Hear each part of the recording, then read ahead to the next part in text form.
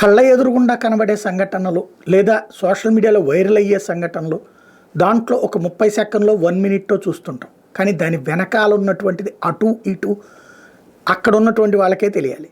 ఇప్పుడు చింతమనేని ప్రభాకర్ ఉదంతం తాజాగా సంచలనం సృష్టిస్తోంది. ఒకప్పుడు చింతమనేని ప్రభాకర్ చేసినటువంటి దాడి ఏదైతే ఎంఆర్ఓ వనజాక్షి మీద దాడి, ఆ తర్వాత జరిగిన పరిణామాలు చూసాం. ఇప్పుడు అదే చింతమనేని ప్రభాకర్ ఆ తర్వాత అక్కడ ఓటమి పాలవడం, అబ్బయ్య చౌదరి విజయం సాధించడం చూసాం. అయితే మళ్ళీ మొన్నటిసారి చింతమనేని ప్రభాకర్ విజయం సాధించారు. చింతమనేని విజయం సాధించాక ఈ దఫా పెద్ద కాంట్రవర్సీ జోలికి పోలేదు.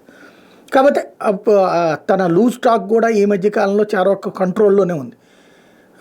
కానీ లేటెస్ట్గా అబ్బయ్య చౌదరికి సంబంధించినటువంటి ఒక కారు, తన కారుకి అడ్డం ఉందంటూ పెళ్లి దగ్గర ఏదో అబ్బయ్య చౌదరి డ్రైవర్ని తీవ్రంగా బూతులు తిడతా ఉన్నటువంటి దృశ్యం సోషల్ మీడియాలో వైరల్ అయింది. నిన్నటి నుంచి వైరల్ అవుతోంది.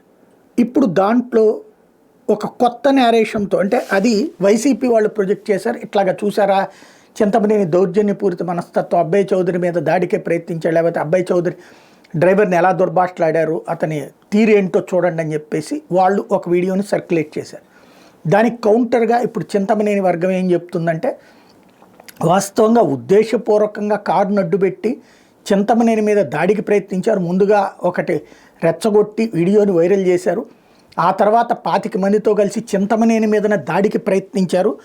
చింతమనేనికి సంబంధించినటువంటి కారు అడ్డం తీయాలంటూ కోరినటువంటి చింతమనేని డ్రైవర్ పథకం ప్రకారం ఒక్కసారిగా విరుచుకుపడ్డారు. దాదాపు 25 మంది వైసీపీ అల్లరిమోకలు. చింతమనేని ప్రభాకర్ డ్రైవర్ సుధీరు, గన్మెన్ రవీంద్ర మీద ఐరన్ రాడ్తో కర్రలతో దాడి చేశారు.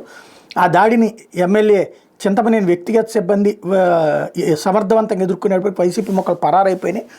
ఇదంతా విషయం దెందులూరు నియోజకవర్గం అంతా తెలిసేటప్పటికి 80 గ్రామాల నుంచి పెద్ద ఎత్తున దుగ్గిరాల క్యాంప్ కార్యాలయానికి కార్యకర్తలందరూ వచ్చేసారు. మీరు ఒక్క మాట అంటే చాలు అబ్బయ్య చౌదరితో పాటు వైఎస్ఆర్ కాంగ్రెస్ పార్టీని తుడిచేస్తామన్నారు. కానీ చంద్రబాబు గారు చాలా బాధ్యతాయుతంగా ఉండమన్నారు, మనం బాధ్యతగా ఉన్నాం, గొడవలేం వద్దన్నారు అని చెప్పేసి, అందుకని చింతమనేని వాళ్ళందరినీ కంట్రోల్లో పెట్టాడు అన్నటువంటి విషయాన్ని వీళ్ళు వైరల్ చేస్తున్నారు, తెలుగుదేశం వాళ్ళు.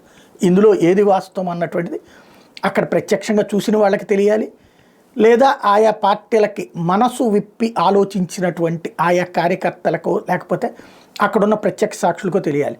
ఇప్పుడంతా కూడా ఒక నమ్మకాన్ని ఒకళ్ళు క్రియేట్ చేస్తే అపనమ్మకాన్ని మరొకళ్ళు క్రియేట్ చేయడం ద్వారా ఎత్తుకు పై ఎత్తులు నడుస్తున్నటువంటి రోజులు.